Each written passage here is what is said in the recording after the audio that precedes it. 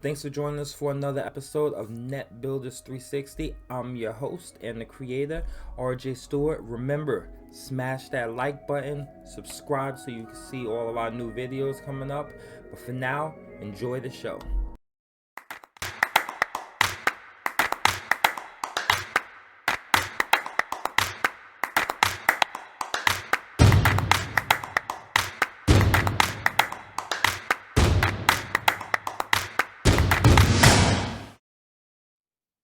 Hey, Net Builders.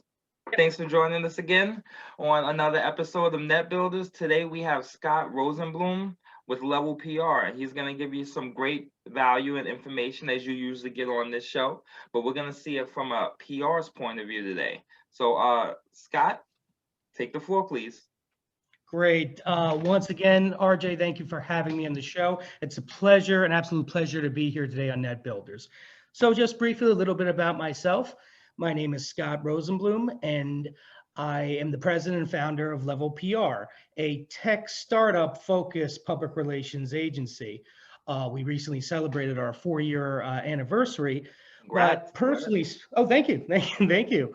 But personally speaking, though, I've been doing PR, majority of it tech PR, for well over 20 years. So even though the agency's only 4, it comes with much more experience in the background. As I like to tell people, my experience in tech PR evolved kind of like the tech industry did. First in the late 90s, early aughts in Silicon Valley, working with a lot of hardware startups, and then more later on back in New York with a lot of ad tech companies, media, digital publishing, new publishing, and then ultimately, like a lot of businesses, working more with cloud-based companies, a lot more software, a lot more SaaS companies. And it has evolved to the point today where in Level PR, I work with a lot of companies in the fintech space, e-commerce, retail tech, and a lot of other ones that don't fall into those 3 categories. Everything from precise location technologies to business analytics, business intelligence, data analytics companies, all sorts of stuff. And that's just a little bit about myself and Level PR. Outstanding. So, quick question, get it started off. The evolution of technology has been so rapid. I mean, I remember as a kid, the highest, you know, Atari, the ping pong, we was like, man, this is so cool. And then Super Mario came out 8-bit and we were blown away. Like, can you see the detail in that? So, I mean, tech moves so fast and so rapid. How are you able to keep up with it in order to promote people correctly, or I'm sorry, do your public relations thing? How because I know you have to keep up with it all the time. You're probably on the forefront as far as trends and how to be able to, relate to the public. So how are you keeping up with that? Sure, and that's a great first question, by the way. Yeah, I guess the thing you got to keep in mind, whether you're doing PR for tech or PR for this or that or whatever, is no matter what your specialty is as a PR person, it's part of your job to sort of keep up with everything. Now, granted, because like you said, tech has evolved in such a rapid pace and is now just sort of part of it. When I first started this gig, it was just like wholly dedicated tech, tech news, tech section. It was usually more of the boring but important stuff like those hardware companies I mentioned. But now tech's everywhere. We have Internet of Things. There's tech in plants, tech in this, tech in your kitchen, however you choose to use it. So, it's especially with that in mind, it can be kind of difficult to keep track of everything. So what advice I give, whether it be someone else starting in PR or just in general wanting to keep track of the tech news just as an observer or someone who's interested, is that you try to get a general landscape of the major news of what's going on, which is the easy part because, let's face it, there's the FANG companies, Facebook, Apple, Amazon, Netflix, Google, everybody's going to cover those, whether it be the smallest niche site or Wall Street, dedicated Wall Street Journal beat reporter. That's probably the easiest news to cover. You're going to find it everywhere because they're so big and and got even bigger during COVID. Anything they do, that's Bezos blows his nose, it's news coverage. not that hard to keep track of. And but even then though, because of that, but the flip side is that even then, because everything they do is news, some might be more relevant. Some of that news might be more relevant to you than others. If you're in, like, I don't know, the government contracting space, when it's more of a B2B story in the journal about what Amazon's doing in that space and trying to get more government contracts with the Pentagon, that's going to be a highly relevant article for you, as opposed to the article more in the other section of tech that's talking about, that's a consumer tech story, that's a, talking about some new gadget Amazon put out. That's probably going to be less relevant, because the problem is you can't read it all. And that's also, and so beyond like the big news like that, so you narrow it down from the big news, even though you can find it everywhere, you don't have to read everything about Amazon. And then when it comes to other other companies that aren't as big as that, or even like a notch below that, it's just, from my perspective as a professional and just as any other business person, it's impossible to read it all. You can't know it all, and nor is it relevant to have to. So what I usually do then is to really focus on the industries that are relevant to the clients that I'm currently working on, and into the ones that interest me the most, where my new prospects lay. So as I mentioned, one of my big buckets is fintech. It happens to work out that I have an interest in it. I have a lot of experience with fintech clients, and I currently have one in the space. So that's the one where I'll go a little bit deeper and have several e-newsletters that are all just dedicated to the fintech space. Read those stories a little bit deeper, hunt a little bit harder to find the interesting nooks and crannies. And even then I narrow it down to focus more on ones that might be related to specific within the fintech industry, because it's such a big umbrella. So it might be about, because I have a client in the credit space, so anything with that's definitely gonna, ring the bell on my radar, as opposed to an unrelated new neobank that was launched for the Taiwanese market. Not so relevant, probably not gonna focus on it. And so so that's the best advice I give, is to just really hone in when it comes to the niches and the verticals, to really hone in on who's covering what that's most relevant for your business. Gotcha, gotcha, gotcha. Thanks for that info, though. Actually, thank you. No, my pleasure. So you said you deal with startups and already established companies. Yes. So is it harder to act as public relations for a startup company with almost zero reputation, or is it harder to play what would you call it? Is it harder to be the cleanup guy for somebody that's already, if Bezos does blow his nose and, there's a little boogie on the handkerchief, is it harder for you to clean that up or for a new guy just starting out? I think in some ways they're almost equally hard, but different kind of hard, because you're talking about the difference between just sort of launching a new company, launching startup. It is difficult, especially with all the competing noise that you have to rise above these days.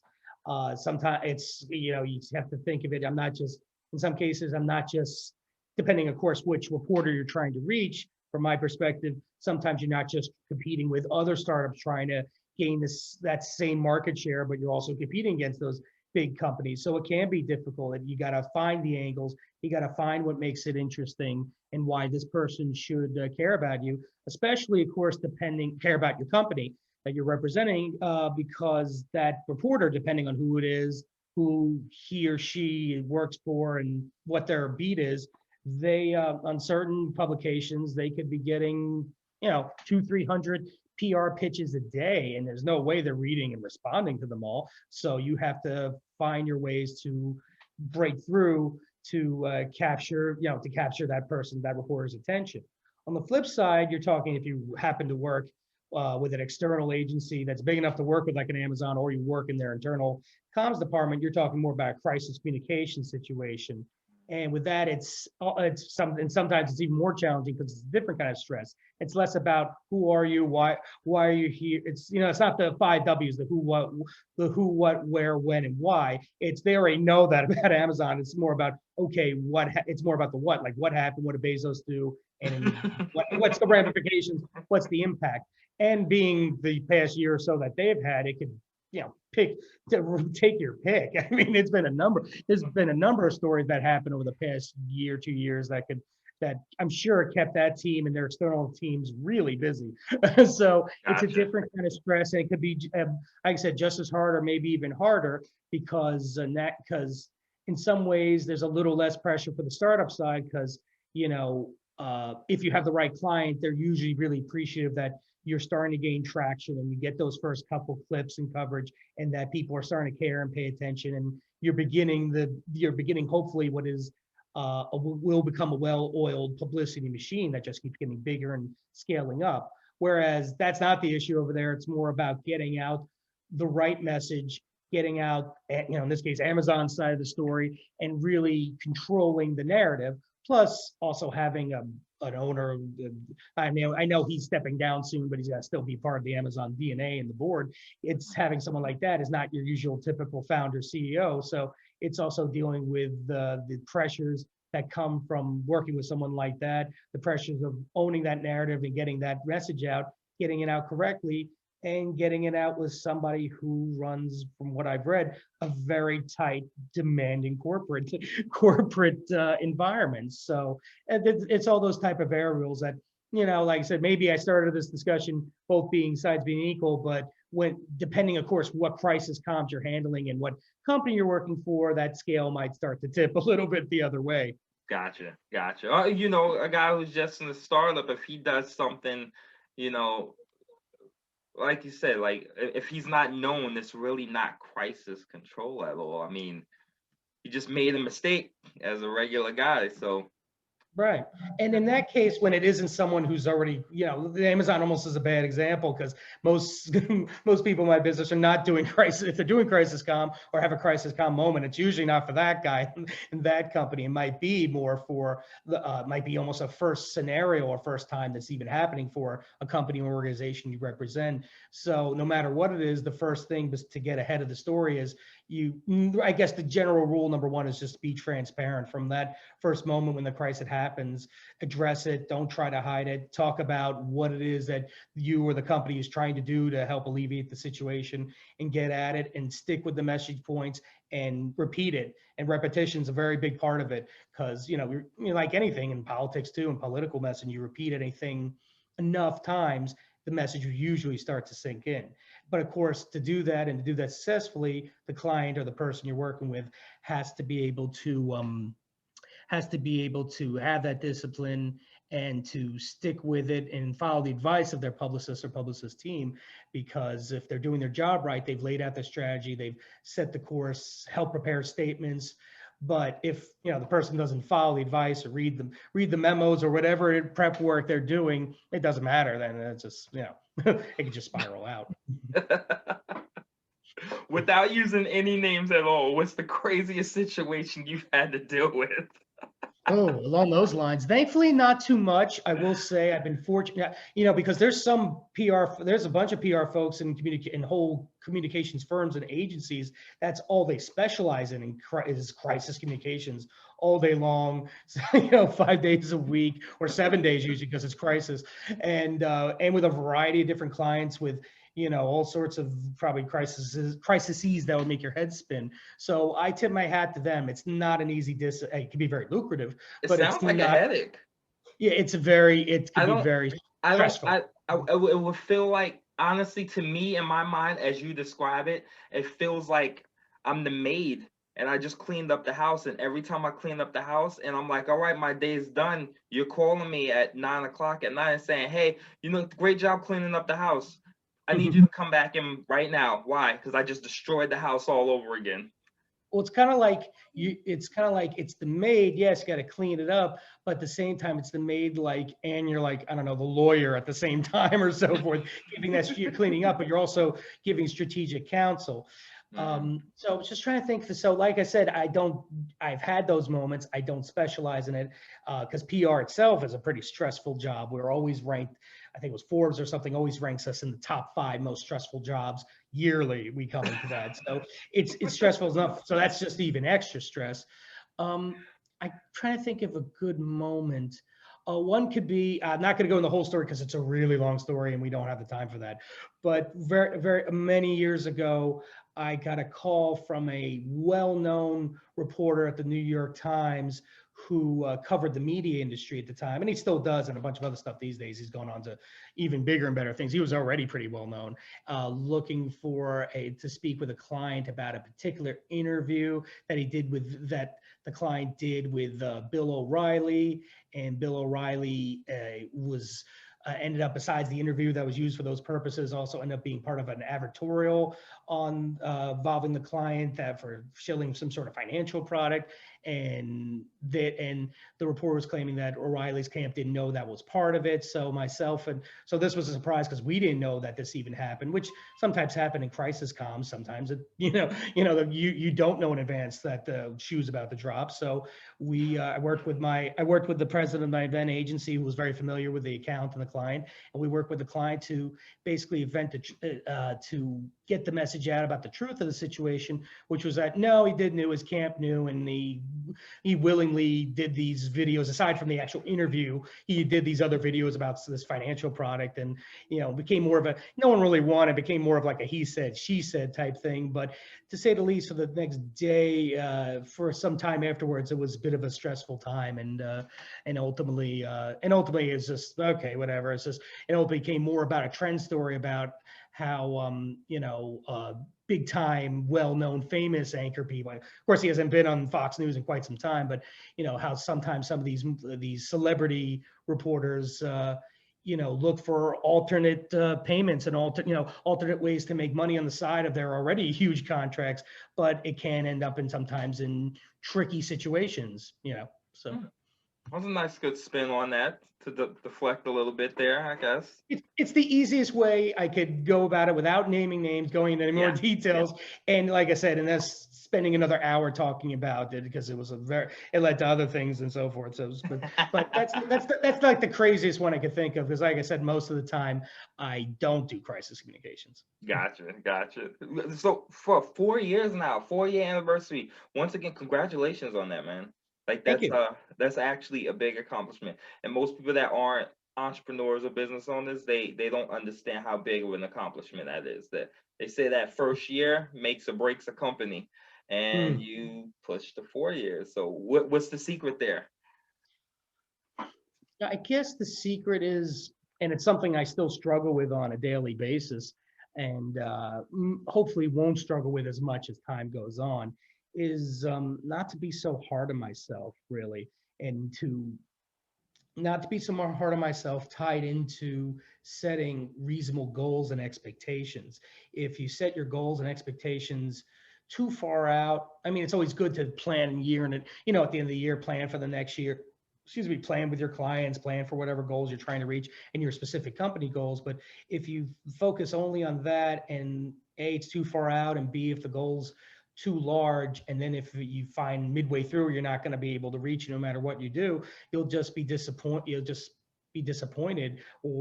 And what happens is, if you get disappointed too soon, mid through the year, oh, looks like I'm already not going to trend to get to whatever revenue number I set for myself back on January 1st. It could, you almost like you psych yourself out, and you don't, and it's just for me, it's not a good practice. So I find it's easier, and I'm trying to do it more. I did it a lot in the early days, and now I'm trying to keep it going, because it's easier to do this in the early days, which is to set those goals more by like a quarterly goal, as opposed, or sometimes even monthly, depending. Like, I had this chart where it was, by the end of, well, I think one point was monthly, and then I set it to quarterly.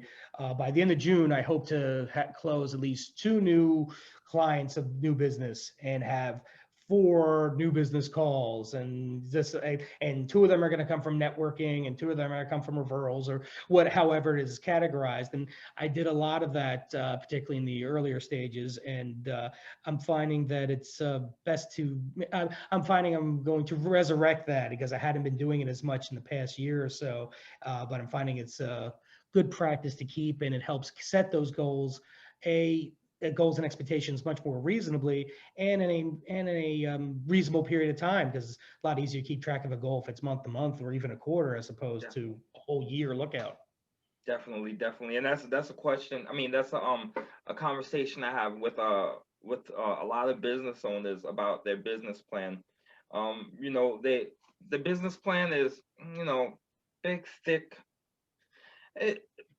revising it is something that they don't do, or reassessing their goals. And they're like, oh, I check it every year. And it's like, man, if you take COVID, for example, if you had plans during 2020, whatever those goals were, depending on your industry, every one of your goals were unreasonable, just because the whole nature of, that whole situation. So, but like you said, setting those weekly, monthly, quarterly goals makes it really easy to adjust, to be able to pivot, to be able to keep your, goals reasonable. So I think that practice and what you just said, I think that's a real nice jewel that you just dropped on our audience today. Something for them to really, consider, because these are all entrepreneurs and business owners we're talking to. So I mean, these are great notes right here for them to be taken. So I appreciate that comment.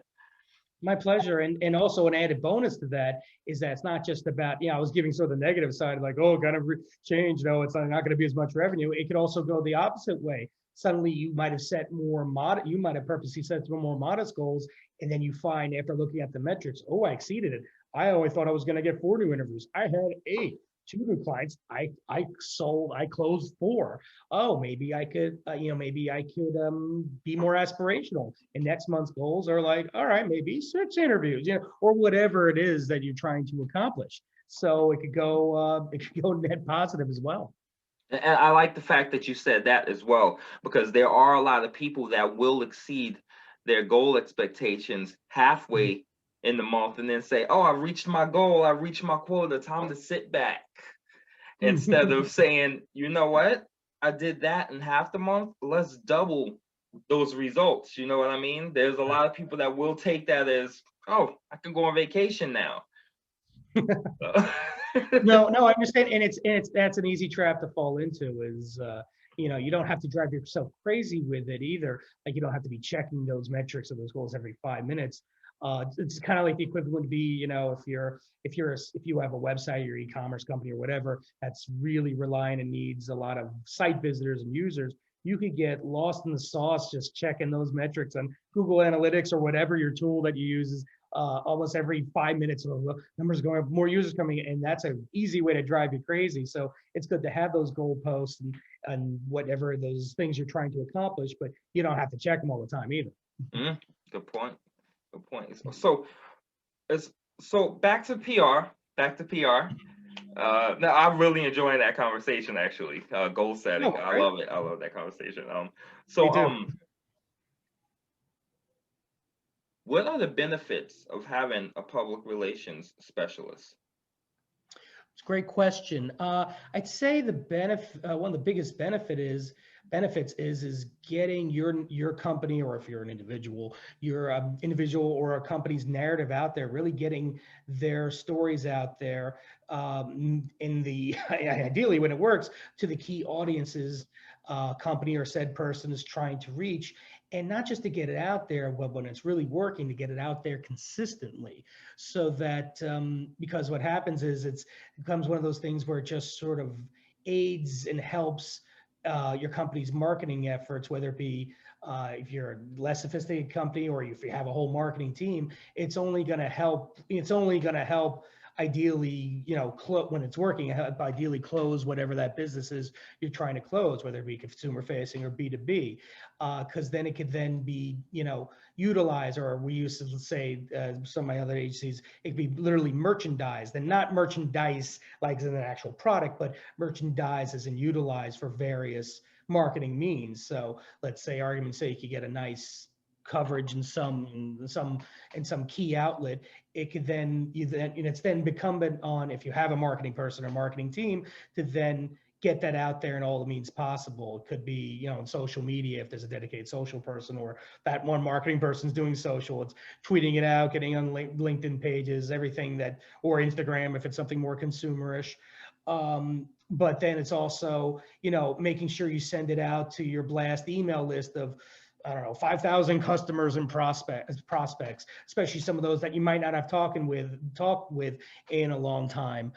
So it's doing stuff like that. Having your sales team they could put that on their signature, XYZ, Brian Johnson, SVP of new business.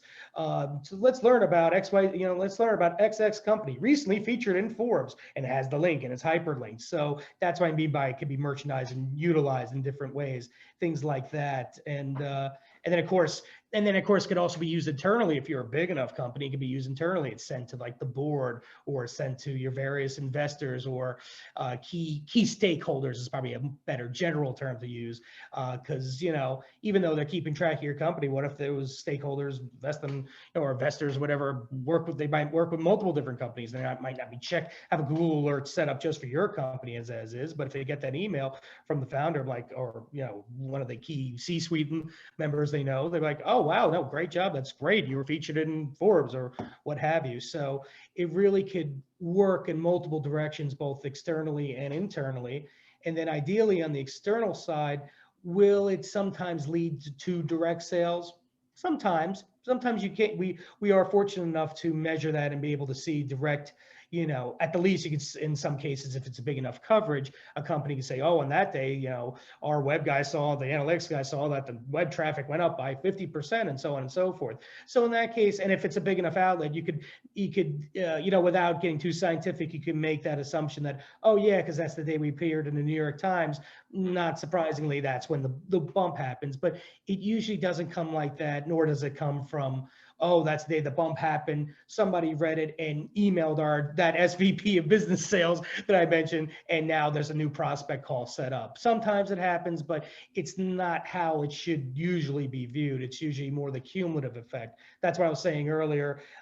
Getting publicity is nice, but getting publicity consistently over a longer period of time is even nicer, because then when someone does a search and it's not so direct as that big Times article hypothetical, it's more about they do a search for, let's say, whatever it is your company does or this person does, and then that company comes up, or some of those, top cloud providers or this or that, and then it comes up in searches. And then when someone drills down some more and they do a search on that company, they'll see a whole bunch of articles that could run for a couple, doing it right, it could be like a couple years worth of, interesting coverage and good coverage about the company. And they were like, and then they don't even have to read all those articles to get the impression, oh, this company's really has a presence in this space, and it starts to build that impression. So that's how it's sort of, so it's that cumulative repetitive effect that really begins to build the brand, not only to build that brand awareness,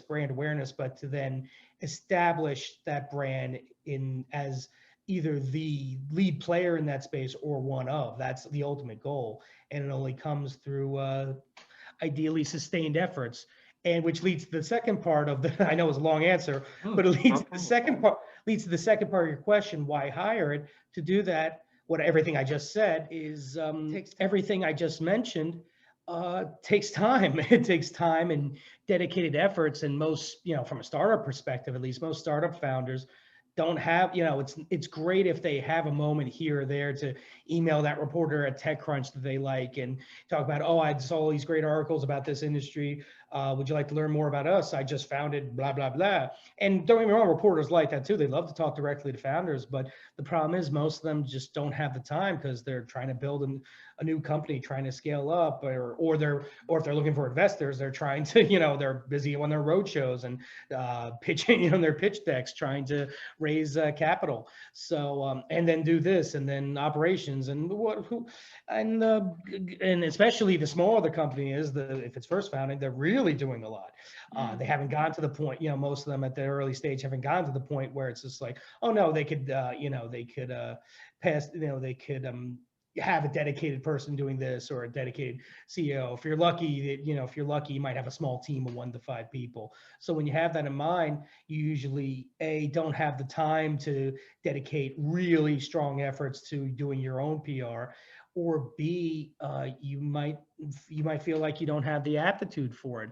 It's not the hardest thing in the world, but it does require certain skills and a certain skill set that some founders, particularly in the tech world, just aren't comfortable with, which is, in some cases, dog persistency, to be able be able to hear no a lot or nothing at all, which happens a lot from the media that you're pitching, and also to really not be afraid to put yourself out there as a representative of said whatever company or person you're representing, and to be, to sort of be outgoing. And granted, PR is not just media relations, it's also a lot of strategy, strategic communications, it's a lot of writing, it's content development, there's social and this and that stuff. But even that stuff requires a mindset that some tech founders just might not have the aptitude for, Oh, or definitely. if they do, they don't know it yet and might at least need some assistance to help bring it out. I'm a big tech guy all the time, and I know so I'm really introverted, as most tech guys are. Most programmers, most tech guys, they're introverts. I do this web series because I like to help entrepreneurs, but I was also doing this to kind of break that phobia, I guess. Yeah, that's great. Start talking, But on a normal day, this camera's off. I'm a pretty quiet guy. So I can't imagine a lot of tech guys being able to reach out. I want to be in the public's eye. I want to talk. I'm sure they know that it's something that's very essential for the growth of their company. But at the same time, they're like, I'll get to it tomorrow. I'll send that email out tomorrow. I'll try it tomorrow. So with that said, at what stage do you think ideally a company should reach out to say, hey, I need a PR? Oh, that's the $1,000,000 question. Oh, that's a great question. And one I've heard many times, and it could be kind of tough. The the inside baseball answers right now. You need PR right this instant. Ka-ching. What? Your company just started yesterday, and you have no funding, and you don't have you don't have an MVP ready, or this, or a website, or just a 404. No, it's okay. Now you need it now. No, you need PR now. So that's the joke answer, but I find, at least in the world that I play in, I find ideally it's a startup that or a company that's just a little bit further along in that stage, but hasn't really gone out with a lot of the major announcements yet. There can be such thing as like, oh, you just missed it as well. I've had situations where worked with a client where it was a little too soon and they didn't have a viable product yet, and like it was all about, oh, this is what's coming. And I remember seeing this one client, it was like the bare bones of a really cool technology, but it just wasn't quite there. And ultimately, long after they weren't a client, it got there, but it was like 6 months later. So in that brief time I worked with them, we couldn't really, we couldn't reveal what it was behind the curtain. And if we did, it wouldn't come out right on the first impression, because anyone reviewing it or checking out the tech would be like, this is just not there yet.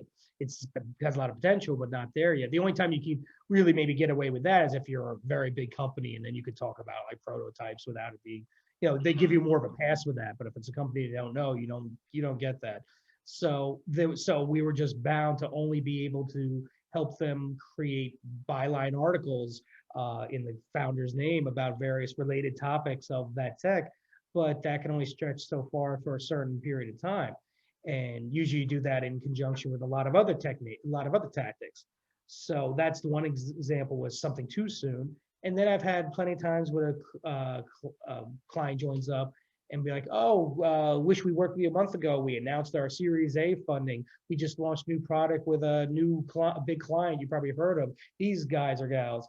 And it's like, yeah, we got like 1 or 2 articles on our own, but would have been great to work with you then. I'm like, well, then why weren't you working with us or anybody else for that matter at that time? And that's the other thing too. Sometimes it's a little bit after the fact. It's finding that sweet spot of where I find the sweet spot usually with the startup is they have the product is done. but it might be still be in beta. They've put up some blog posts or some, LinkedIn announcements or whatever, and but they do already have a growing user base. Whether or not they're even making profit or not, that's almost sort of bonus, and it's not even expected. But if there's at least the seeds for growth are there, and they're already seeing, just based on the limited awareness that we have and that we purposely pushed in the time that in this beta period they were started 2 months ago, we went from family and friends just being the only ones using it to suddenly we have 30,000 users. And all of a sudden, like, whoa, okay. So they're at a point where there's already growth, there's already a story there, and now we're on the cusp of we finally finished our a roadshow, and now we're on the cusp of announcing this big funding round, and so on and so forth, and the formal launch of whatever product. So I find that's usually sort of the sweet spot, at least for a startup, to engage with someone like myself, where we're just where you could, it doesn't always work out that way. There's not always the VC funding is not always there. The launch is not always there. Sometimes I work with companies right after that, which is fine too, or even more established. It's just a matter of defining the objectives and figuring out what you want to accomplish and what audience you want to reach, even if you're well past that launch stage. So I think that's the key, no matter what. So and I guess that leans a little bit more towards, you can come a little bit later to the party. It's just as opposed to it being much trickier when there's just not enough there yet. That really is a sweet spot there. Like, like, yeah, I was always under the impression before this explanation that you gave me, which actually shed a lot of light on that whole situation. But I was always under the impression like it was like life insurance. It's like everyone keeps telling me I need it, I should get it, I know that they exist. All right, now I need it. Oh my God, it's too late. I was always under the impression that PR was like that, like you wait until the worst happens or wait until a product is, ready to release, and there's somebody trying to release a product similar to yours, but you want to get out in front of the audience, get out in front of your market first, and then you're like, now I need a PR. Why didn't I think about this before? And that's a nice thing. And sort of the other part of this too, of your question, is I don't want to give the wrong impression that either to someone who might be watching this and thinking, oh, well, it's time to start planning PR, even though I know we won't be there for another year. It doesn't have to be that far out either. It's good to be prepared, but the nice thing about you work with most PR professionals or agents and so forth, it usually doesn't take that long to ramp up. And it usually, we usually don't need that much advance time. Like if I had clients who are like, we're getting excited. We can't wait for you guys to publicize this new product. Oh, great. Yeah, that sounds, we'd love to hear it. Tell us all about it. Oh, well, really, technically, we're looking 6 months from now. I'm like, 6 months from now? We don't need that much advance time if it's not going to be ready then. Tell us closer to more like a month, maybe a month and a half out the most. Wow. We usually, unless it's something so big, and that, now granted that could change depending on scale. If it's one of those big companies, one of the big tech companies that talk about rolling out some huge new product that they think is going to be the killer to one of their adversaries, then it gets much more complicated, and you might need that 2-3 months or more to plan if it's involving multiple moving parts and multiple marketing teams working with PR teams in this. And, especially if it's something consumery like the old pre-COVID days where, it's like a red carpet reveal or like a movie and there's a thing going on and, in the middle of Times Square coordinated with the actual, the press tour and this, then you're having a lot of moving parts. Then it's much more expensive and it's a total, but for the companies I work with on the smaller company scale or startup scale, that's not necessary, and that's not something you have to worry about. It's a totally different animal, if you will. Gotcha. So I appreciate that. So the people listening right now, if they wanted to hire you, what would be the process that they would go through to get started up? Well, I think, are you talking about, they've already, they've already fallen in love with me and they're ready to hire, or they're just talking about the process of just some doing their due diligence and learning about who's out there, and I'm one of 3 or 4 companies they're going to talk with? No, you specifically. Oh, well, I guess what they could expect if they were to hire me, we've got past the wooing stage, if you will, and I've sent them the letter of agreement. They signed it, sent them the first invoice. We're ready to go. No matter what kind of company I'm working with, and whom I'm working with, I guess first steps after that initial thing is I always send them a welcome letter. How great to be working with Level PR, and these are some of the things you need to that'll be helpful to know to start our relationship, et cetera, et cetera, which I always find is a nice thing to do. But then right after that, or right around that time, we set the first kickoff meeting. Now, I will say some of it could be a little redundant, because in that first kickoff get to know you meeting, depending how long the new business process has gone on, I might already know a little bit about you if this is, we had 3 or 4 calls already, or Oh, yeah. you made me meet everybody on the C-suite. Okay, but at other times that's not the case. Other times it might have been maybe 1 call if lucky, or 2 at the most. Could usually just be, most of the time it usually just is 1 call, work the proposal, send it, and then they make a decision. So in that case, yeah, I already know a little bit about the company, but there's still a lot you haven't told me that we didn't do in the new business process. So, Mhm. and so that's why we set that first call, usually set an hour or so, to really learn everything I can, even if it means learning stuff I already know, and finding out all the sort of nitty gritty details of what's coming down the pipeline, so it can really plan a more detailed strategy. Sometimes in the new business process, some clients want a full strategic document, and it's really kind of hard to, I really blanch at doing that, because it's kind of hard to do that without knowing every single thing that's coming. It was still going to be in broad general strokes. And even then things might change, because sometimes the process takes long to close. So what if, from the point of you send out a proposal to the point the LOA is signed, could be a month or 2 or so. A lot of things startups move fast. A lot of things can happen in a month or so. Well, what they thought was going to happen when we were hypothetically starting is now going to happen later. Something else is going to happen.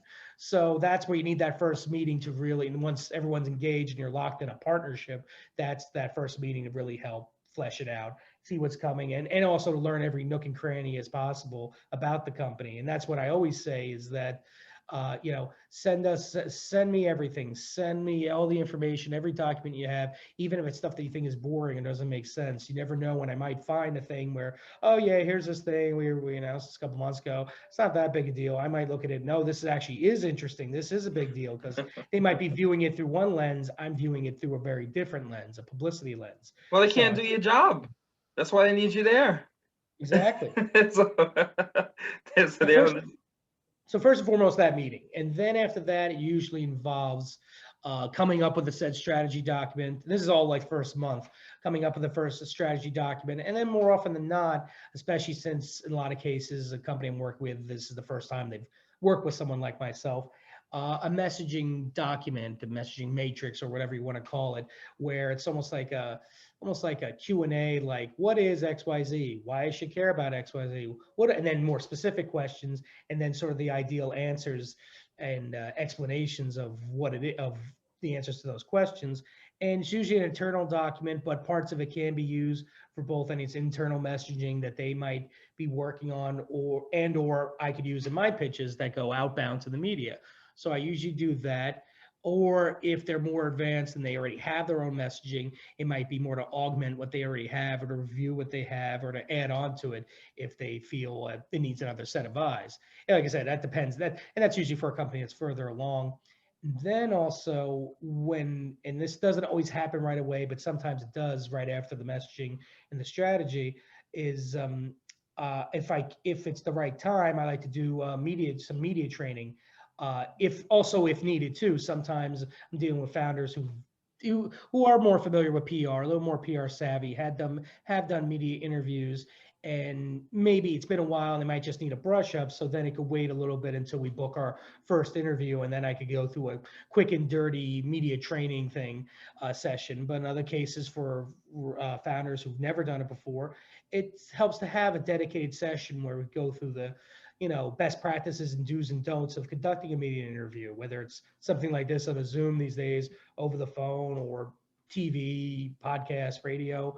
I will say it could really get in the woods with this type of stuff. And sometimes You know, just even doing an hour or 2 hours or sometimes more might not be enough. So if they really want to go deep, then we could always contract to a dedicated media trainer who there's people out there that's all they specialize in, and that's when you get into the room with them and they have the video camera on you and you practice all these different interview scenarios and this and that. But it's I don't know, COVID, you know, companies still coming out of COVID, that might not be as easy as to set up as it used to be when you just needed a board, you know, you just needed a conference room somewhere to set that up in some dedicated block of time. I mean, that's usually something that's usually not needed, something like that, but the option exists. Mm-hmm. And then right around that time, and also around this time, at the same time, a new client could expect that I'm in behind the scenes working on building out my media lists that targeting the right media that we're trying to reach. Usually either sometimes from scratch, but more often it's lists that I already have, updating those or amending them or adding on to them depending on the type of media that I'm targeting. And even after that first media list is established, I could say it's an active document that I constantly update while I'm, you know, throughout whatever the period of time is I'm working with said client, because, you know, people change, everybody changes jobs, media do too. So you never know when one reporter at this outlet might leave to another one. You got to update the list accordingly. Or so those are like the main things. And then of course, usually by the end of the month or the middle, it's actually going into you know, proactive pitching of whatever stories or implementing implementing the tactics that the strategy dictates that I already helped create in the beginning of the month. I mean, and granted, so those are the general things they could expect. And granted, some of those, the order of those items might change, of course, depending on timing and priorities. Sometimes I might not have quite the luxury to go into a messaging doc because they hired me, and now, like, it's one of those situations where they should have maybe hired me a week or two before, and we're diving right in because we have this big first announcement that has to go out because they already pushed it off too long, and, you know, everybody wants this thing to go already, but they at least wanted to be able to have someone like myself be able to handle it. So in that case, some of that other stuff that I mentioned might get put to the side for the moment, and I just dive right in. But other times but more often than not, that's not always the case, and it's usually more of as I call it, the ready, aim, fire. You know, and this is the ready and aim part, and then fire. You know, it's when all this stuff is done, and we start implementing the strategy and reaching out for various opportunities depending what we're trying to achieve. Sounds good. Well, thank you. Thank you for giving us that process, that rundown there. I know that was a question that was on my mind before we even started. So I imagine if I'm asking that question, they're asking that question too. So I wanted to get it out there. So how would if one wanted to acquire your services, how would they be able to reach you? I'd say the best bet is my email address, scott@levelpr.co. Gotcha. And the website is going to be Level PR. Yeah, it's www.levelpr.co. .co. I knew that was something. That's why I asked, because I remember reading. I was like, it's not .net. It's one of them. Oh no, yes, it is one of the newer email architecture suffixes, but I like to think it's one that's catching on a little bit more. It's than the traditional .com. It does. That's why I always stress it. It does throw some people for a loop because we're so used to .com for so many decades at this point. Yeah.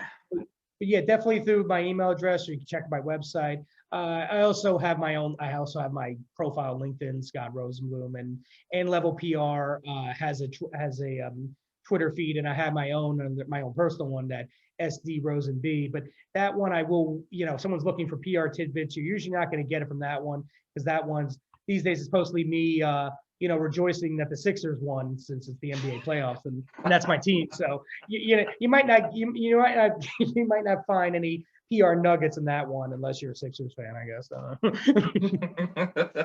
Outstanding. Hey, Scott, we're about to head out soon, but before we do, what do you think is the biggest nugget or gem that that the audience should take away from this conversation today? I'd say that's a great question. Biggest gem takeaway, I'd say, would be to you know, I guess if you do decide that your company or you personally are ready for PR representation, the best thing you should keep in mind is that you're not just hiring another vendor or someone to come in to fix your plumbing. You know, nothing against plumbers, but you're hiring a partner. You're really hiring, if you find the right person and you have that and you could really begin the beginning of a great relationship with a partner who's really going to get to understand your business, understand the drive behind your business, why your company and why you and your company do what you do, and why that story and those stories need to be told in order to get that brand name awareness, that company awareness out there. And if if you view the partnership that way, in that way, with that level of importance, it'll be something that not only that both sides take seriously, but that could really reap the rewards that you're hoping to ultimately reap with hiring someone like myself, which is, adding, bringing in the elements that could only help accelerate your company's growth to reach whatever goal it is you're trying to reach. And with that, and keeping that in mind, it's to really treat your your PR agency, your PR person or team or whatever it is on that, on that level, because when you view them as a partner, you're not afraid to, if you have a board one day, you're not afraid to introduce them to the board or introduce them to other stakeholders. You consider them equals, you consider them true partners and valuable resources as a partner would be, as opposed to, oh, just a vendor. It's someone we call up when needed. We like them and all that, but it's not someone we deal with all the time, and we certainly want to introduce them to everybody. It's not even, and sometimes it doesn't even happen on purpose. It's just it's just human nature. So Yeah, I feel if you view that through a different lens, it could really just be the beginning of a long and fruitful process. I love it. I love it, man. I appreciate it. I think that was actually a great tad bit of advice right there too. So hey, I Thank you. appreciate it. Thank you, Net Builders, for joining us today. Thank you, Scott, for joining us today. Thank you for all the knowledge you dropped on us. Uh, Very well appreciated. I know our audience appreciates it. And say bye. Bye-bye. Thank you again. And thank you to the Net Builders community. I hope you enjoyed it. Yes, sir. All right. Till next time, Net Builders. Peace. Hey, hope you enjoyed the show. Quick word before you go. Remember, smash that subscribe button. Shoot some likes over. Throw a comment down there. Let us know what you thought about the episode, all right? Hey, also, check out my business, ProEntityLLCGroup.com. If you're in the market for digital marketing, holla at your boy. Peace.